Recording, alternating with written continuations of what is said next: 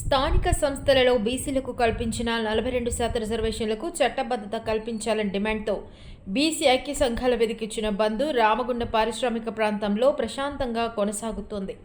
Godavari Khani bus డిపోలలో బస్సులు నిలిచిపోయాయి. మరోవైపు వర్తక వాణిజ్య సంఘాలు సైతం బంద్లో పాల్గొంటున్నాయి.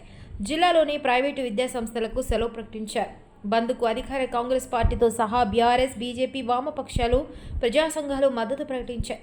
బీసీలకు హక్కుగా రావాల్సిన రిజర్వేషన్లు వెంటనే అమలు చేయాలని బీసీ సంఘాల నాయకులు డిమాండ్ చేశారు.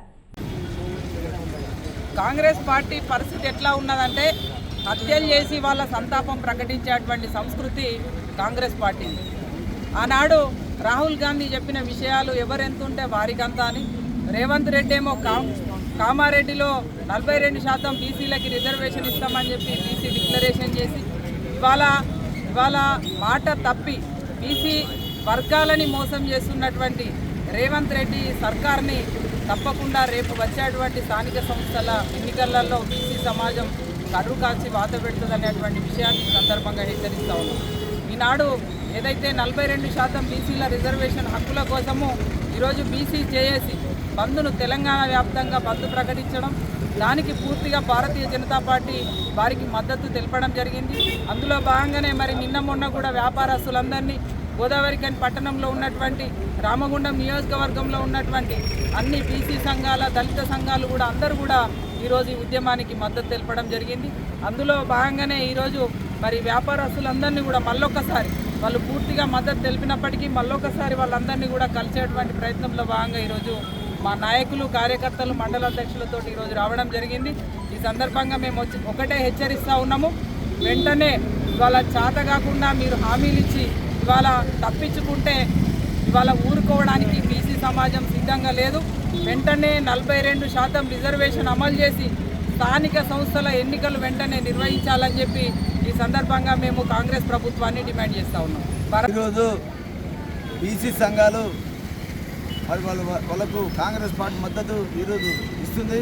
ఈరోజు ఏదైతే చట్టసభల్లో 42% బీసీలకు కేటాయించిన సవరించి మరి ఏదైతే గవర్నర్ ఆమోదకు పంపితే ఓ చత్తు దద్దమ్మ గవర్నర్ గారు బీజేపీగా ఒక నిచ్చగా వ్యవహరించే వ్యక్తి గవర్నర్ గారు. మరి ఏదైతే ఆయన బీజేపీ అనే వ్యక్తి ఆ బిల్లును పాస్ చేయకుండా మరి కోర్టుకు పంపించకుండా దాన్ని ఆయన దగ్గర పెట్టుకుంటే కరెక్ట్ కాదు. ఏదైతే సుప్రీంకోర్టులో కూడా మేము కేసు వేయడం జరిగింది, మరి ఆ కేసు కూడా కొట్టడం జరిగింది. ఇది కేవలం బీసీలకు అన్యాయం చేసేందుకే ఇదంతా బీజేపీ పార్టీ చేస్తుంది.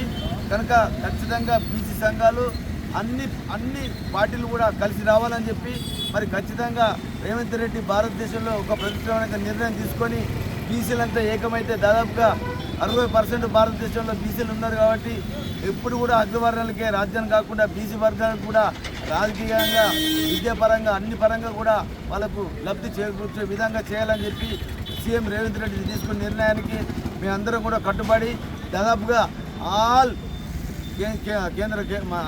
కేబినెట్ కమిటీ కూడా మరి సవరించి కోర్టు పంపితే మొన్న కోర్టు కొట్టడం జరిగింది. ఎందుకంటే అది 50% దాటద్దని చెప్పి, అది తమిళనాడులో మాత్రం 59% ఉంది. ఇక్కడ కూడా బీసీలో కంపల్సరీ కావాలని చెప్పి మేము ఖచ్చితంగా చెప్తున్నాం. ఇది కేవలం బీఆర్ఎస్, బీజేపీ ఒకటే ఈ బీసీ కాకుండా ఏదైతే మీదికి మీ మద్దతు ఇస్తాను లోపల గారు ఒప్పందం చేసుకొని ఈ విధంగా వివరించడం కాదు. ఖచ్చితంగా కాంగ్రెస్ పార్టీ రేవంత్ రెడ్డి గారి ఆధ్వర్యంలో, రాష్ట్ర ఆధ్వర్యంలో, మా చంద్రబాబు ఆధ్వర్యంలో ఖచ్చితంగా బీసీలకు న్యాయం చేకూర్చే విధంగా ఖచ్చితంగా మేము చేస్తామని చెప్పి ఈరోజు వ్యాపార సంస్థలందరూ కూడా స్వచ్ఛందంగా పాల్గొని మరి బంద్ను విజయవంతం చేయాలని చెప్పి కాంగ్రెస్ పార్టీ పక్షాన కోరుతున్నాం. Thank you.